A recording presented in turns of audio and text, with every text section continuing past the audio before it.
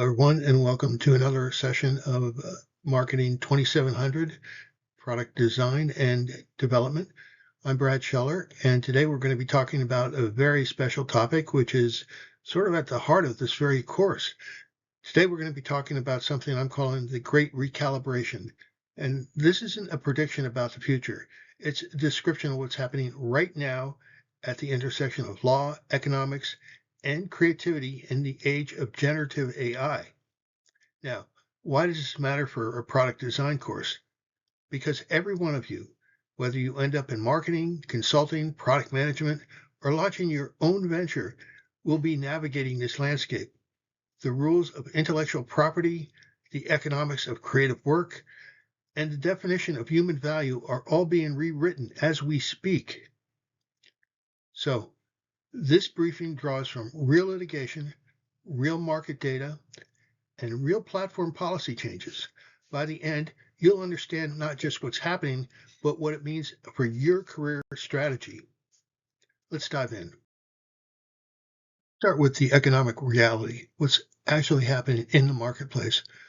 On the left side, you can see the categories of work that are contracting. Freelance writing is down 33%. Translation is down 19%. Customer support roles are down 16%. These aren't projections. These are measured declines in job postings and earnings over the past 2 years. Wow. Now look at the right side. Video editing and production is up 39%. Web design is up 10%. And here's the jaw dropper. Demand for AI specialists has surged over 1,000%. What's the pattern? The work that AI can do well on its own, routine writing, basic translation, scripted customer interactions, that work is evaporating. But work that requires complex multimodal skills like video production, sophisticated design, AI orchestration, that work is surging. This is what I call the franchise fracture. The middle of the market is hollowing out. You're either doing work so complex that AI can't replace you, or you're competing with a machine that works 24/7 and costs pennies per hour. The insight here is critical for your career planning. Don't build skills in the automation-prone tier. Build skills in the complexity tier. That's exactly what this course is designed to help you do. Now here's where it gets really interesting and frankly a bit counterintuitive. On the left side, we see that freelancers are 2.2 times more likely to adopt AI tools than traditional employees. They're the early adopters. They're using ChatGPT, Claude, Gemini, Midjourney, Copilot, all of it, and it is making them much more productive. But look at the right side. Despite all that adoption, job postings for automation-prone work have dropped 21%, and freelance writing earnings have dropped 5.2%. That's what economists call the efficiency paradox, or what I think of it as the productivity trap. When everyone gets more productive at the same time, individual productivity gains don't translate into higher earnings. Instead, the market floods with supply. What took one writer a week now takes days with AI assistance. Great, but that's where writers are now competing against 10 others who also can do it in a day. The premium on volume has completely vanished. If your value proposition is I can produce a lot of content quickly, you just entered a race to the bottom against every other AI-augmented freelancer and the AI itself. The takeaway? Adoption of AI tools is table stakes. You have to do it, but it won't save you on its own. The future belongs to those who can do what AI cannot, which is strategy, judgment, complex creative decisions. Remember this when we get to the creative adaptation stage later. Now, let's shift from economics to law, because the legal battles unfolding right now will define the rules of this new landscape for decades. I want you to think of this as three simultaneous wars being fought on three fronts. The media front, New York Times versus Microsoft and OpenAI. This is arguably the most consequential case. The Times is arguing that AI-generated summaries of their articles eliminate the need for readers to visit the actual paywalled article. Think about that. If an AI can read, digest, and restate a Times article, why would anyone pay for a subscription? The Times is essentially arguing that AI training on copyrighted content constitutes market substitution. It replaces the original product. The visual front. Getty Images versus Stability AI. This one's fascinating from an evidence standpoint.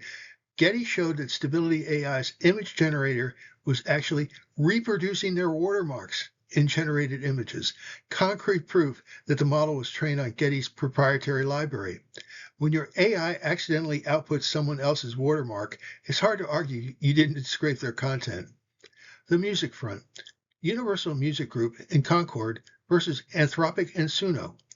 This involves massive ingestion of copyrighted lyrics and the ability of AI to generate music that closely mimics existing artists without consent, credit, or compensation.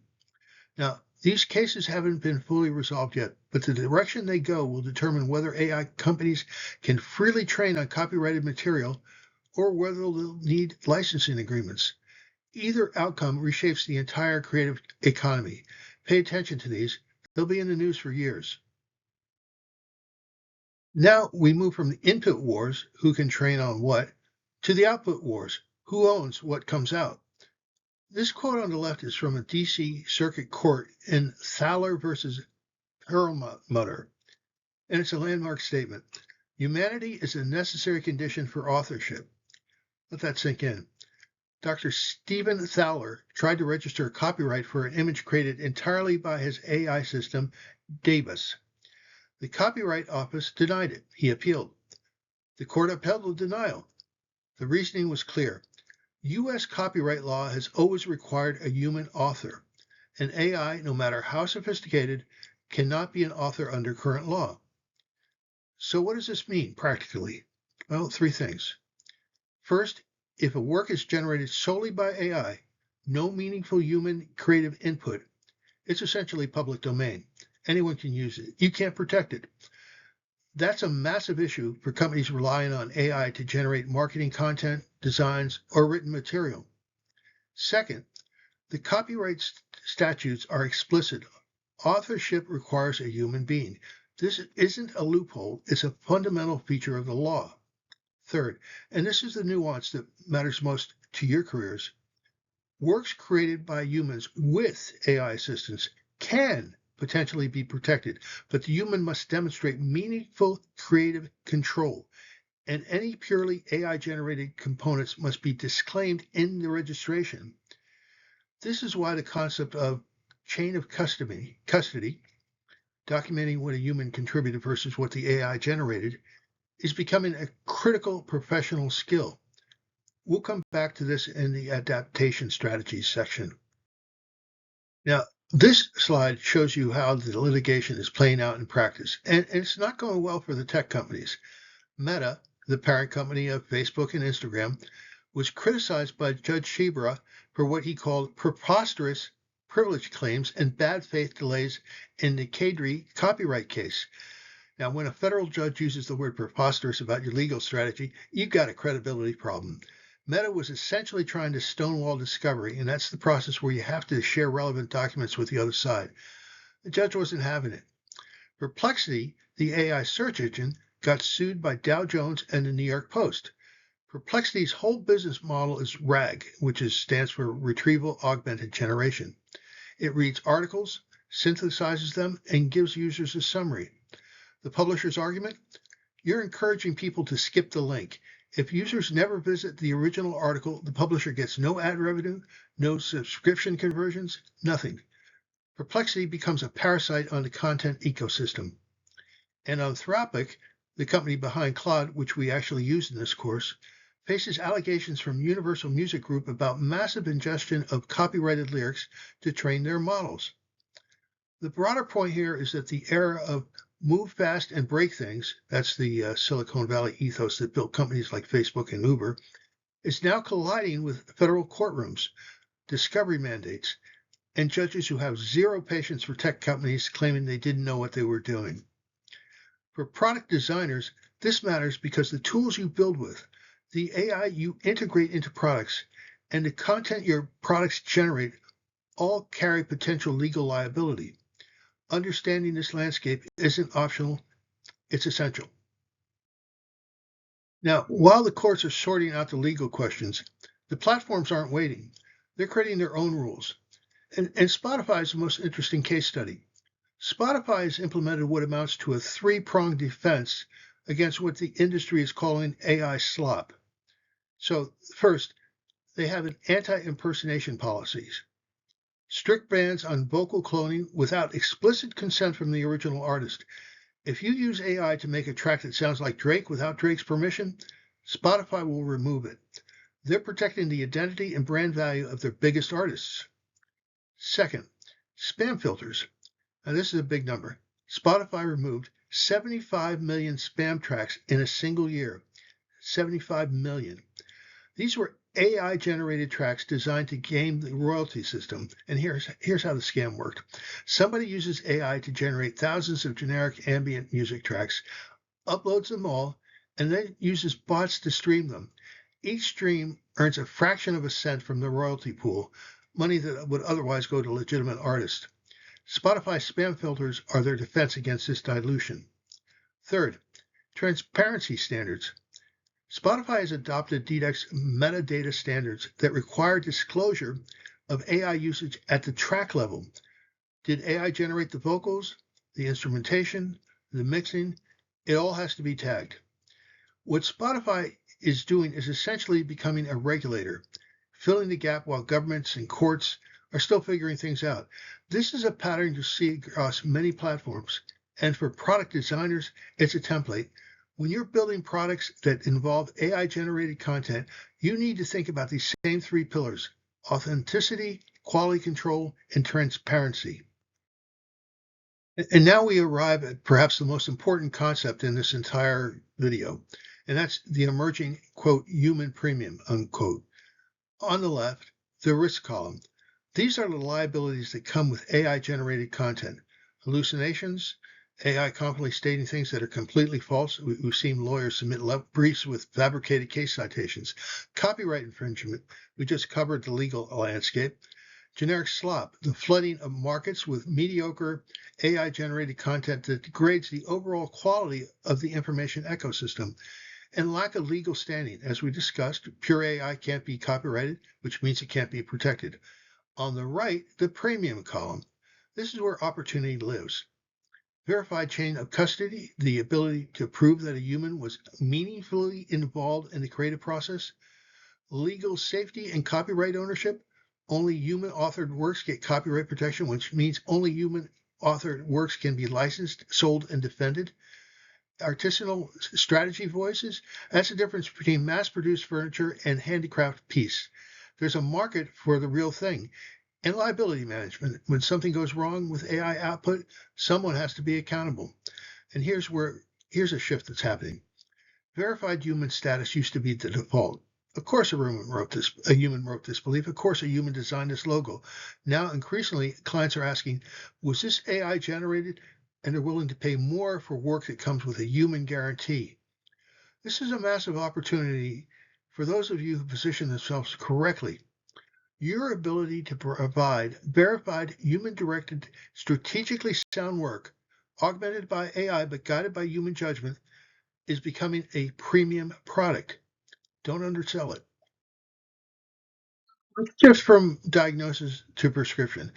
The next three slides cover adaptation strategies, practical ways to position yourself in this new landscape.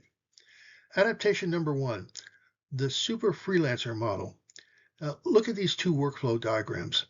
The traditional workflow, you spend 80% of your time on research, drafting, and production, the manual labor of creative work. Only 20% goes to strategy and high-level thinking. Result, maybe one project per week. The AI-augmented workflow. AI handles the research and first drafts, compressing that to maybe 20% of your time. Now, 80% of your time goes to strategy, curation, client management, and creative direction. A result? 3 projects per week, each at a higher quality because you're spending more time on the parts that actually matter. This is the one-person agency model. Instead of being a writer who produces 1 article a week, you became a content strategist who uses AI to research, draft, and iterate while you handle the strategy, the client relationship, the quality control, and the creative vision. You're not competing with AI, you're managing it. And here's an emerging model to watch. Fiverr's, quote, personal AI, quote, feature. It allows artists and creators to train AI models on their own style. Think about that. Your personal aesthetic, your creative voice becomes a licensable asset. You're not just selling your time anymore, you're selling your style as a product. That's product design applied to your own career. This connects directly to what we teach in this course. The frameworks that you're learning, StageGate, voice of the customer, product specifications, these are the strategic skills that sit in the 80% column. AI can't yet do strategy. You can. Now, adaptation number 2, prompt engineering as a career discipline. Now, I know some of you might think prompt engineering sounds like a buzzword that'll disappear in a year, and let me push back on that. What we're really talking about is the skill of communicating effectively with AI systems to produce specific, high-quality, reliable outputs. That skill is not going away. It's going to become more important as these tools and systems become more capable. Think of it as 3 overlapping skill sets, a skill stack, if you will. Domain expertise. You need to know the subject matter. If you're prompting an AI to draft a legal brief, you need to understand legal reasoning. If you're using AI for medical research, you need to understand clinical literacy. The AI doesn't know what's important. You do. Linguistic precision. This is the craft of prompt construction. Context setting, telling the AI who it is and what the goal is, chain of thought design, breaking complex tasks into logical steps, role-playing parameters, assigning the AI a persona of expertise level. These are the skills that separate a mediocre AI output from an exceptional one. Technical hard skills. Python for automation, JSON for formatting for structured outputs, API integration for building AI into products, DLP principles for understanding how these models actually work under the hood. A lot of buzzwords. They're all important to know, and they're going to influence your career. Now look at the market data. The prompt engineering field is growing at 32.8% compound annual growth rate. Salaries range from $80,000 to over $200,000, and those numbers are from 2024. They're higher now. Every one of you in this course is already developing these skills. When you use these AI tools for your assignment, you're learning how to get things done through AI. You're learning prompt engineering. You're learning a marketable skill set. Adaptation number 3, and this one is subtle but incredibly important, and that's the shift from creator to custodian. In the pre-AI world, the creative professional's job was to create from scratch, write the article, design the logo, code the website. The value was in the raw generation of content. Now, in the AI world, generation is cheap. What's expensive and therefore valuable is verification. The human role is shifting from person who makes things to person who ensures things are correct, legal, and strategically sound. Now there's 3 specific custodial functions. First, fact-checking. AI hallucinates. It makes things up with complete confidence. There are documented cases of lawyers submitting briefs with fabricated case citations generated by ChatGPT. Someone has to verify that the AI's output is factually accurate, and that someone is you. 2, copyright cleaning. AI can inadvertently reproduce copyrighted material. Remember the Getty watermarks and stability AI outputs? Somebody has to review AI-generated content and ensure it does not infringe on existing intellectual property. That's a specialized skill. Chain of custody. Remember the Thaler case? Only human-authored works get copyright protection. So if your company wants to own and protect its creative output, someone needs to document exactly what the human contributed versus what the AI generated. This is like chain of custody in forensics. It's about provenance and proof. The bottom line, because AI cannot hold copyright and frequently produces errors, the human role is evolving from raw generation to strategic verification. This isn't a demotion, it's actually an elevation. You're moving from labor to judgment. and judgment is worth more. Let's zoom out here and look at 4 possible scenarios for how this all plays out over the next 5 years. These are not mutually exclusive. Elements of each will likely coexist. Scenario number 1, top left, AI augmented super freelancers. This is the most optimistic scenario for skilled professionals. Fewer freelancers serve more clients at higher quality. Productivity soars, but the talent pool shrinks because only those who can effectively orchestrate AI will survive. High productivity, high pay for those who adapt.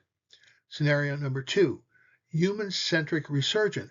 Think of this as the organic food scenario. Just as there was a consumer backlash against processed food, there could be a backlash against AI-generated content. In fact, we're seeing it in some places now. A premium luxury market emerges for 100% human-made work. Handwritten articles, human-designed logos, artisanal creative work. This is happening already in some sectors. Scenario number 3, bottom left, displacement. This is the harsh reality scenario. Routine tasks, entry-level coding, basic copywriting, simple graphic design simply vanish. The work is automated out of existence, and it's not complex, and therefore it disappears. Scenario number 4, the bottom right, democratization and flood. Barriers to entry collapse. Anyone with an AI subscription can produce content, designs, even code. The market floods with microservices. Competition shifts entirely to volume and price. Quality becomes harder to distinguish, and the race to the bottom accelerates. My honest assessment, we'll see all 4 of these playing out simultaneously across different industries and market segments. Your job is to position yourself in scenarios number 1 and 2, where human skills command the premium, and avoid being caught in scenarios 3 and 4. And that, again, that's what this entire course is about, building skills that keep you in the premium tier, regardless of which scenario dominates your industry. Let's synthesize everything we've covered into a unified framework. There are 3 forces converging to create a new equilibrium in the creative economy. The law defines ownership. The courts have been clear. Only humans can be authors. Only human-authored works get copyrighted protection. This creates a fundamental legal incentive for human involvement in the creative process. As long as copyright law requires human authorship, and there's no indication that's changing anytime soon, there will always be a legal premium on human creative contribution. Platforms define access. Spotify, YouTube, Amazon, and other distribution platforms are becoming gatekeepers against AI-generated spam and low-quality content. Their algorithms increasingly favor verified, high-quality content from established creators. This creates a distribution advantage for human curated work. Economics define value. The market is rewarding strategy over production. When AI can produce a first draft in seconds, the value isn't in the draft, it's in knowing what to draft, who it's for, and why it matters. Strategic thinking, client relationships, creative direction, those are the skills that command premium rates. Now, read the insight bar at the bottom with me. Law restricts ownership to humans. Platforms restrict access to quality. Economics rewards strategy. The new winner is the human operator. That phrase, strategic human operator, is what I want you to internalize. Not human who does things AI can't, not human who avoids AI, but a human who operates strategically, using AI as a tool while maintaining the judgment, creativity, and accountability that only a human can provide. That's the professional identity this course is helping you build. All right, so here's your playbook. 4 strategic imperatives. 4 things you should be doing right now to position yourself for this new landscape. Number 1, do not compete on volume. This is the most important one. AI wins on speed and cost every time. You cannot outproduce a machine, so don't try. Instead, compete on complexity, strategy, and the human touch. When a client can get 1,000 generic social media posts from AI for free, they'll pay a premium for the one strategically crafted campaign that actually moves the needle. Number 2, own the chain of custody. This connects directly to the legal landscape we covered. Market your ability to provide copyright-safe, verified work. Document what's human-generated and what's AI-assisted. Make legal safety a feature of your professional service. Think of it this way. Legal safety is itself a product that you can sell. Clients worry about liability. They will pay for the assurance that the content is legally defensible. Number 3, own the strategy. AI generates the what, the draft, the design, the code. Humans define the why. Why this message? Why this audience? Why this approach? Move upstream in the value chain. Be the person who decides what gets built, not just the person who builds it. In consulting, we call this being the trusted advisor, being the pair of hands. Trusted advisors build 10 times what pairs of hands do. And number 4, transparency is trust. Don't hide your AI usage, disclose it. Adopt what I'm calling the Spotify standard. Tag what components of your work involved AI and which didn't. This builds client confidence rather than eroding it. Counterintuitively, being transparent increases trust. These 4 imperatives just aren't career advice.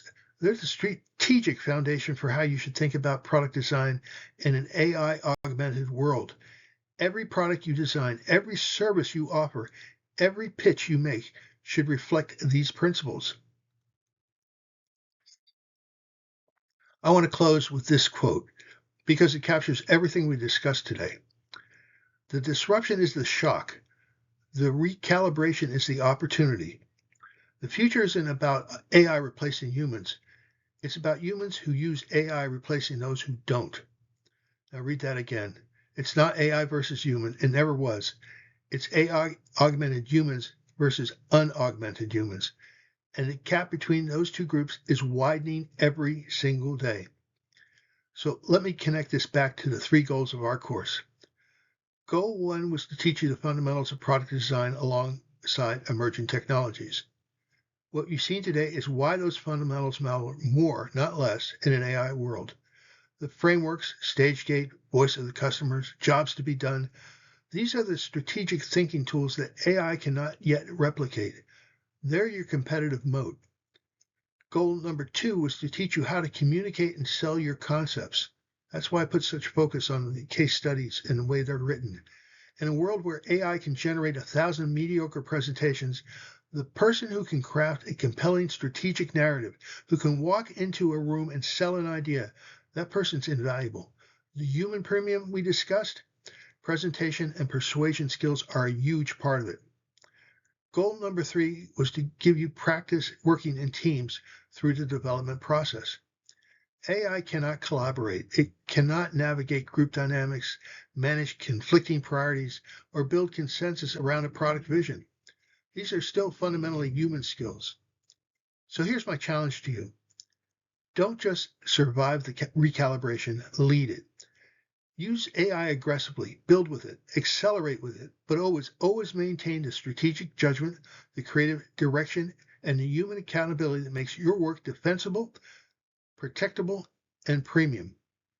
Again, the disruption is the shock. The recalibration is your opportunity. Go seize it. Thank you for paying attention to this video. I really appreciate it.